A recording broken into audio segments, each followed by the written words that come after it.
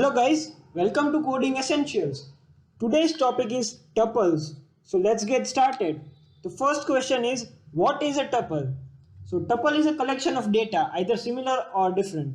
It allows duplicate data.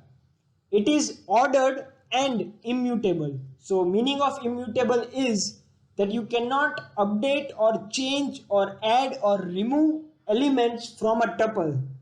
So basically you cannot perform all the basic operations after declaring a tuple. So tuple elements cannot be updated after declaration. Immutable means that. So declaring of tuples. We declare tuples inside round brackets. Let's take an example. X equals 1, 2, 3, 4. So this is a tuple, or x equals, okay, x equals coding. We will make a tuple out of a string. So we use a tuple operator.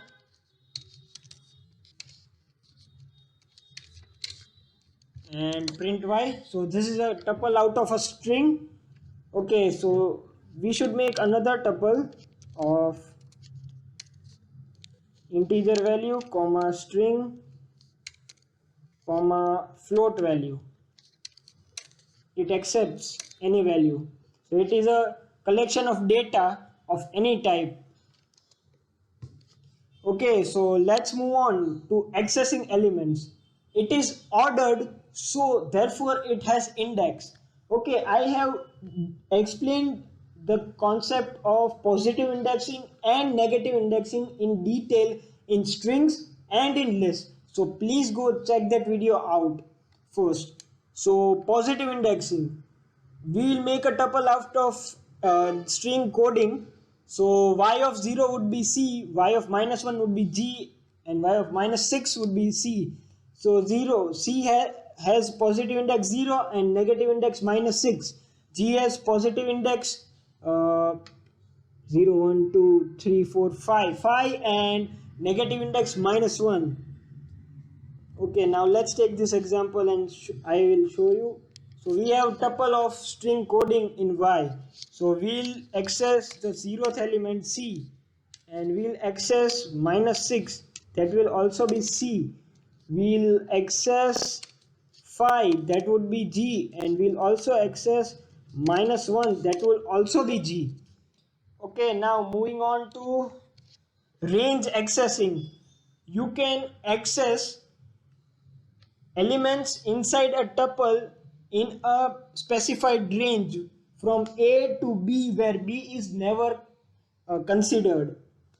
So we'll ask them for from 2 to 5, and 5 won't be considered. So fifth one is C, and G is not considered in this. Okay, now let's move on to iterative accessing.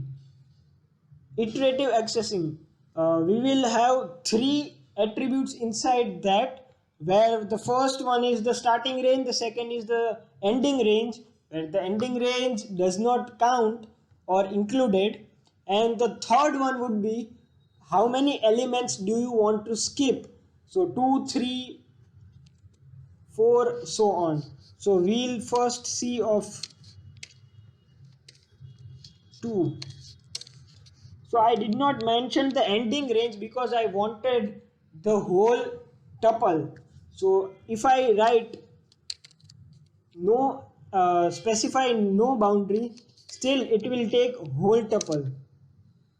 The answer would be the same because the starting range is always considered.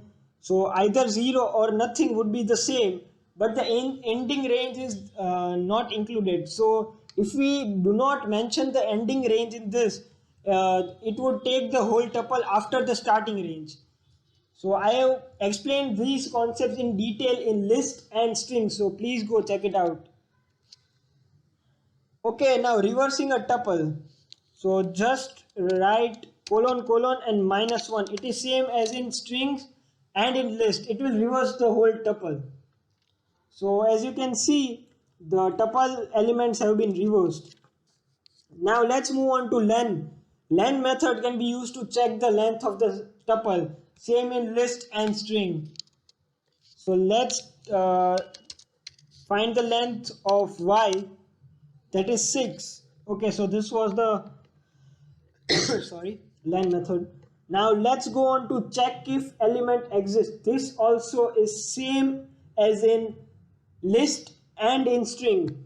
In and not in keywords are used to check if the element is there inside a tuple or not. It will return either true if it exists and false if it does not. So I have explained this concept also very well in list and string. Okay, now let's take an example of this. We'll check if C exists in Y or not. Yes, it returns true, so C exists in Y. Now let's check for capital C. It will return false because capital C does not exist in Y. Sorry. Moving on to one element tuple.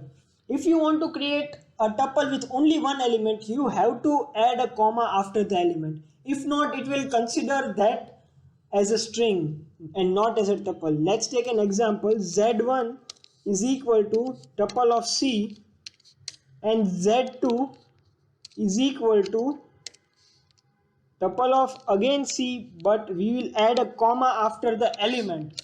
And now let's check the type of Z1. It's string. And let's check the type of Z2. It's tuple. So if you don't mention or add a comma after the single element, it will consider as a string and not as a tuple. This was all about one element tuple. Now moving on to joining two tuple. There is only one method to join two tuple, plus operator. So let's take an example. T1 equals 1, 2, 3 and T2 is equal to 4, 5, 6. Now let's print T1 plus T2.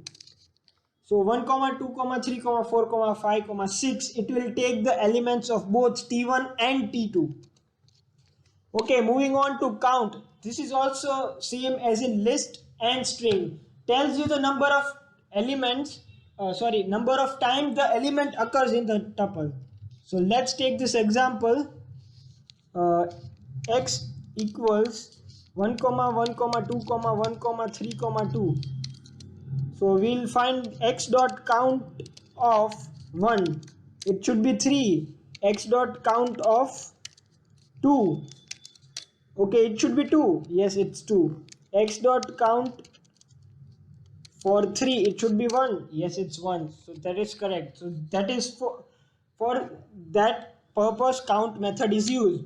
Okay, now things you cannot do in tuple. You cannot add an element inside a tuple. You cannot remove element from a tuple. You cannot change element from a tuple or update element inside a tuple because tuples are immutable. So we have very less methods inside a tuple because you cannot change or add or delete anything from the tuple. So this was all the information about tuples in Python. So thank you guys for watching. Hope you like the video. Please share and subscribe my channel. Thank you.